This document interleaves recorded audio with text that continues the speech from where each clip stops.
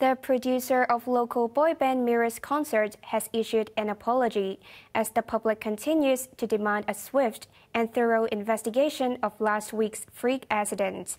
The statement came as dancer Molly remains in critical condition. Macy Mock reports. Molly's parents were seen boarding a government-arranged shuttle bus this morning. They were making their way back to Queen Elizabeth Hospital to see their 27-year-old son, who remains in intensive care. The pair landed in Chaklapkok from Toronto early yesterday morning and were allowed to skip quarantine after testing negative for COVID. The parents did not answer questions from reporters as they left less than 2 hours later.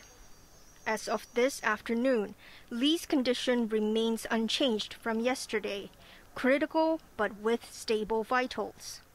As pressure mounts on finding out who was responsible for Thursday's horrific incident, the producer of Mirror's beleaguered concert issued a statement on social media today.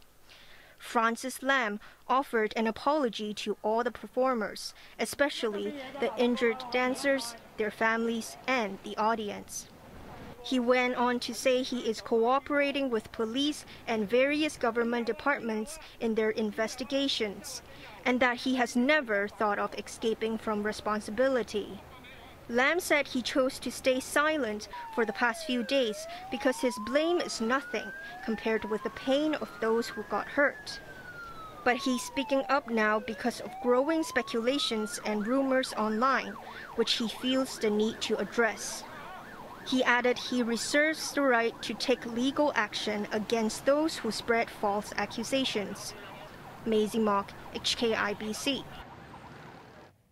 Meanwhile, an interdepartmental government task force investigating the accident has held its first meeting. The city's culture chief says he hopes to have more information within 2 weeks, but members of the group say the probe could take over a month. Macy Mock reports. Vincent Liu, Director of Leisure and Cultural Services, was at the Hong Kong Coliseum in Hong Kong this afternoon.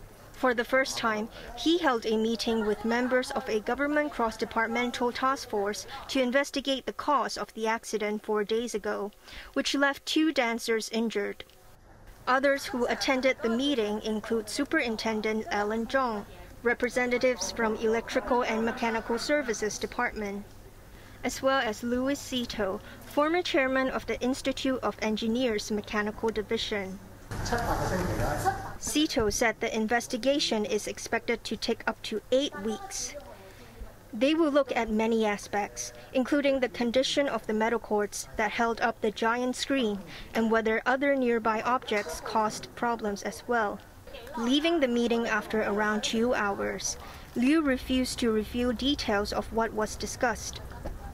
Meanwhile, Secretary for Culture, Sports and Tourism Kevin Yeung, who is overseeing the investigation, said on radio this morning that he hopes to be able to reveal some basic facts in 1 to 2 weeks.